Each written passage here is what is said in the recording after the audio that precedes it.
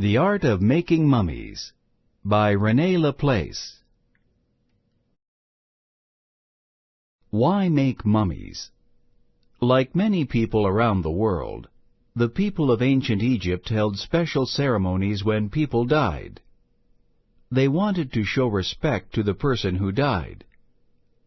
The ancient Egyptians placed bodies in tombs, but they also wanted to preserve the bodies of their loved ones, the people they loved, before putting them in tombs.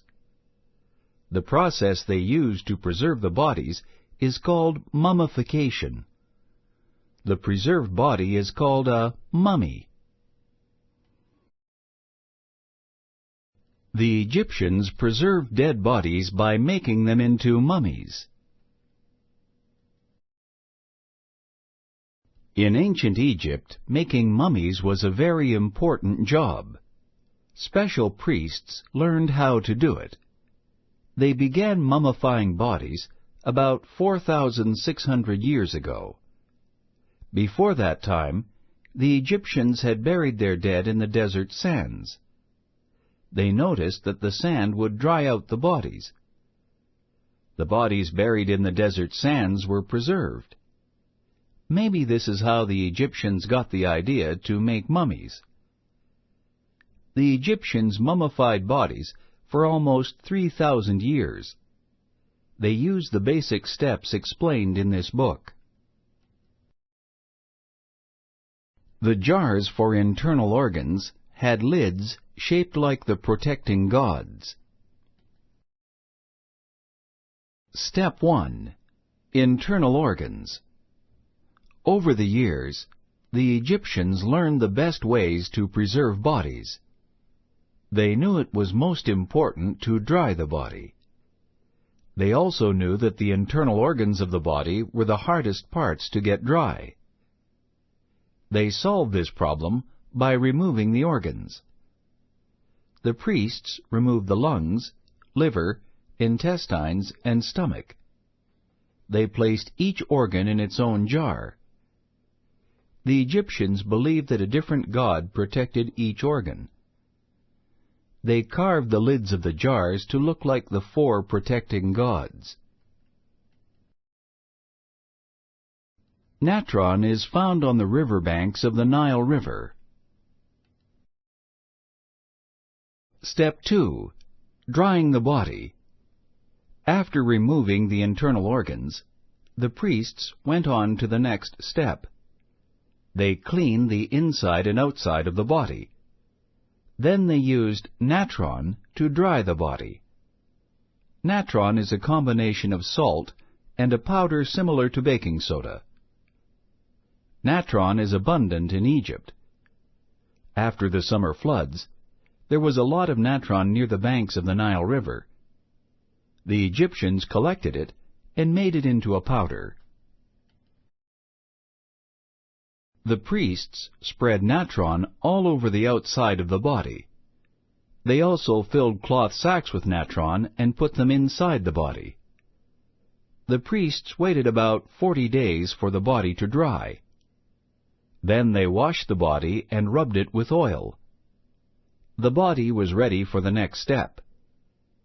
Step 3. Wrapping the body.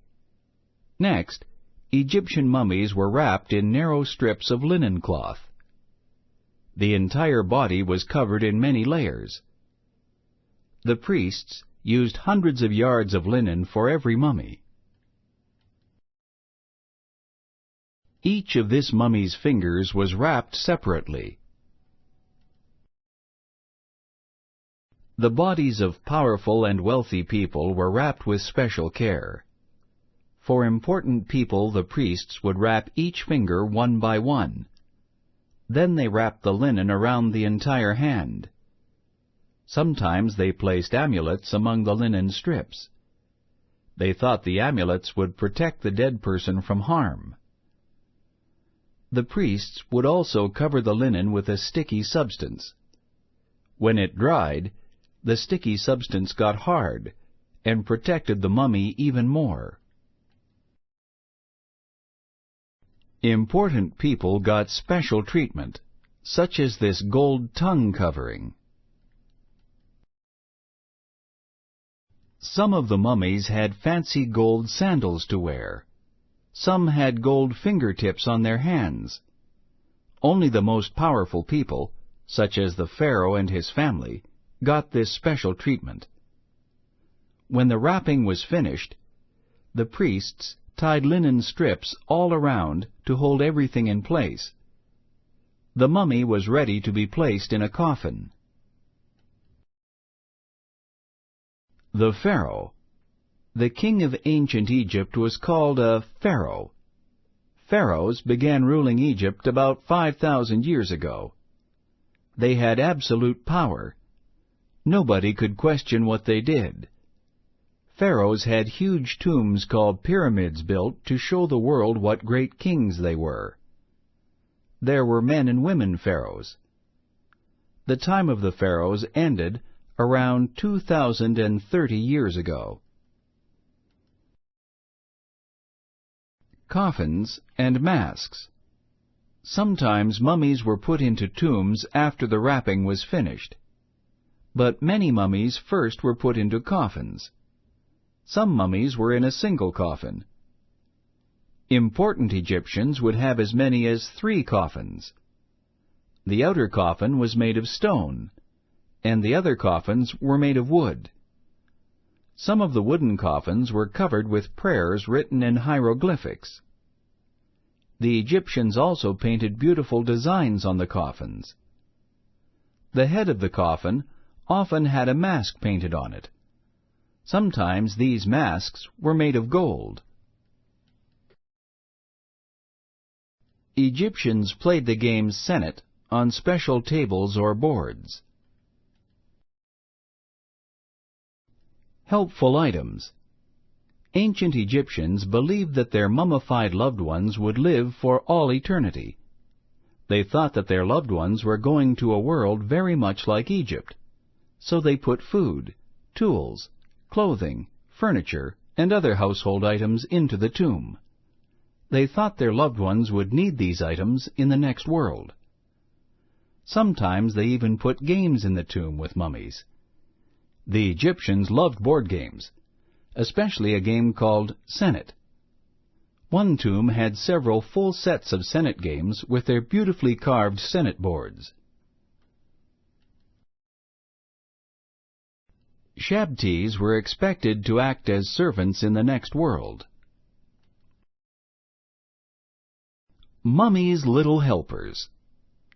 Important people in Egypt had servants who helped them do everything during their lives. These people wanted the same kind of help in the next world, so their tombs contained little statues called Shabtis. Shabtis were supposed to be the servants in the next world.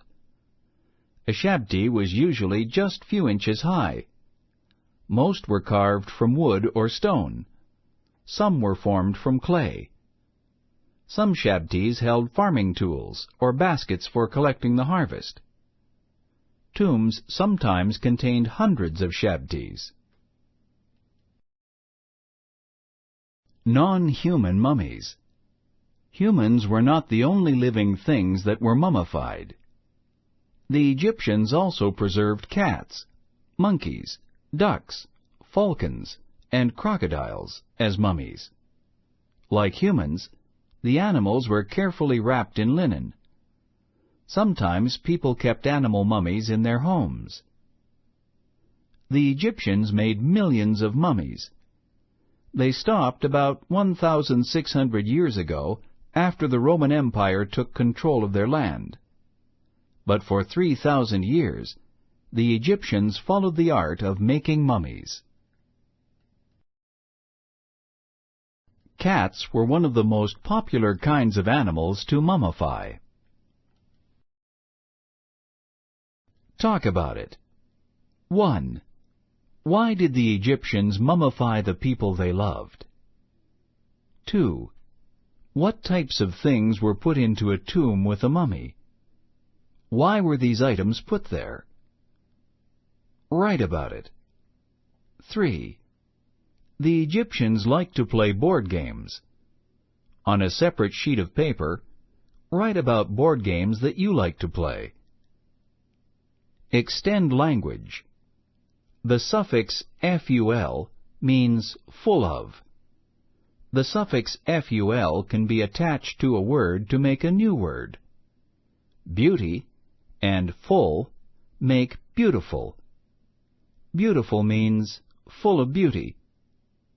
What does powerful mean?